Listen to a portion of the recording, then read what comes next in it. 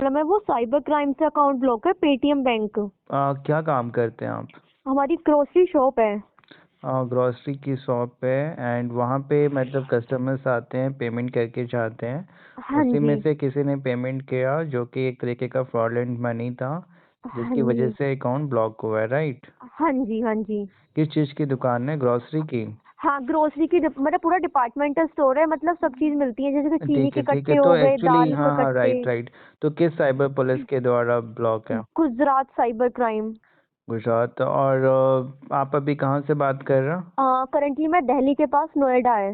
नोएडा में आप हैं और ये गुजरात। तो फिर जिसने पेमेंट की है वो कैसा, मतलब ये पता चल पा रहा है कि किसने किस यूपीआई और किस ट्रांजैक्शन को लेकर है? मतलब पेटीएम, उसने मुझे पेटीएम किए थे मतलब।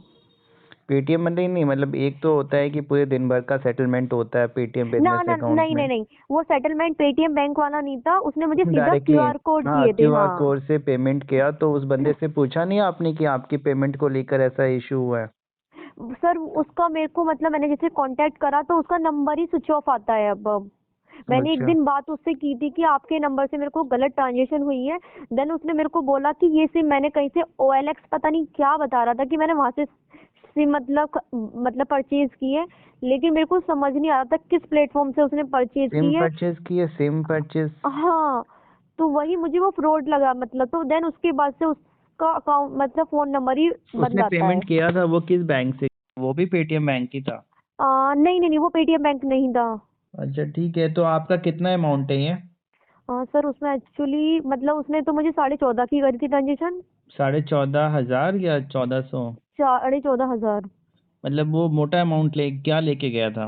अब वो सामान एक तो दो तीन तो चीनी के कट्टे लेके गया था एक साथ। अच्छा। और एक दाल का कट्टा था, बाकी उसने बस एक दो सामान मतलब वैसे जैसे वैसलीन वगैरह होती है नॉर्मली। मतलब आपका एक तरीके का होलसेलर दुकान है क्या? हाँ हाँ। अच्छा ठीक है। और पेटीएम में और भी पैसे फंस गए हैं? हाँ अच्छा ठीक है। तो अभी पेटीएम से ना जो आपको डिटेल्स मिली है ना कि किस हाँ। ट्रांजेक्शन को लेकर, और वो जो भी ट्रांजेक्शन डिस्प्यूटेड है उसका स्क्रीनशॉट आप मेरे को भेज दीजिए। और ये सर कब हुआ है ब्लॉक?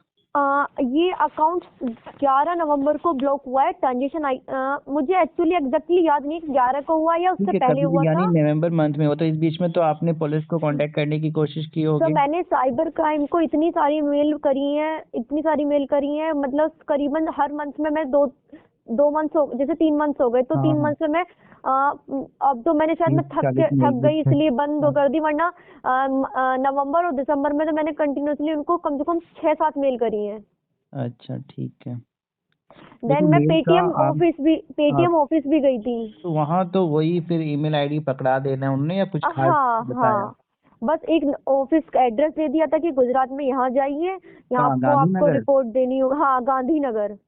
नहीं, गांधीनगर तो गुजरात का state cyber head cell head है, तो हाँ वहाँ तो पे रिपोर्ट देनी नहीं पड़ेगी। जिस पुलिस स्टेशन में होगा पहले वहाँ से एनओसी गांधीनगर में जाएगा, फिर गांधीनगर से एनओसी जो आपके पेटीएम साइबर सेल है इनको जाता है, उसके बाद ही अकाउंट अनब्लॉक होता है। और अब तो हालत ये है कि गांधीनगर के एनओसी भेजने के बावजूद भी पेटीएम के पास अब टाइम नहीं है, या इतने मेल्स आ रहे हैं कि वो मेल सीन नहीं कर पा रहे हैं। और एनओसी मिलने के बावजूद भी ऐसे बहुत से मतलब क्लाइंट हैं, बच्चे हैं, जिनका कि मतलब अकाउंट सब कुछ हो गया, पुलिस से एनओसी, गांधीनगर वाले ने भी एनओसी भेज हाँ, दिया, बट पेटीएम अब उनको सीन ही नहीं कर रहा है। बट पेटीएम का 29 के बाद जैसे कि हम सुन रहे हैं कि बंद हो हाँ, जाएगा। बैंक बंद हो रहा है। पैसा देखो, ये सबसे बड़ा सवाल है कि भैया हाँ बैंक बंद हो रहा है, पैसे का क्या होगा, अकाउंट फ्रीज है। हाँ तो ऐसा मैं अगर एक लाइन में बता दूं कि अकाउंट फ्रीज है, उसको लेके आप परेशान नहीं हो। जो भी पैसा है वो आप कभी भी निकाल सकते हैं, ये आरबीआई ने भी कहा है और हाँ। पेटीएम का भी कहना है। हाँ, 29 फरवरी के बाद आप पैसा ऐड नहीं कर ऐड नहीं पाएंगे। कर पाएंगे। लेकिन जो भी पैसा बचा हुआ, चाहे वो अब 1 महीने में खत्म हो, 2 महीने में खत्म हो, 1000 हो, 1 लाख हो, 2 लाख हो, वो आप हाँ। कभी भी निकाल सकते हैं। तो सर इसमें मैंने जैसे किसी से एक बार साइबर कैफे वाले से बात करी कि ऐसा है कि मेरा ऐसे पेमेंट आई। देन वो मेरे को डरा रहा है कि आपको पुलिस उठा के ले जाएगी, आपने गलत पैसे लिए। देखिए बिल्कुल मैंने ऐसा कहा होता है किसी हालात में, ऐसा बिल्कुल मतलब डरा नहीं रहा है। सच्चाई हाँ। है, कई बार अगर वैसे अमाउंट बड़ा होता है 14,000 या जो भी हो, तो हम्म। कई बार होता है क्या है कि दो चीज़ें होती हैं कि जिसने कंप्लेन की, कंप्लेन विड्रॉ कर लेता है, पुलिस केस क्लोज कर देती है। लेकिन हाँ। अगर इसमें एफआईआर होती है जो हम्म। कि लगभग 6 महीने या साल भर के बाद ही होती है, 6 तो महीने फिर नहीं हुए।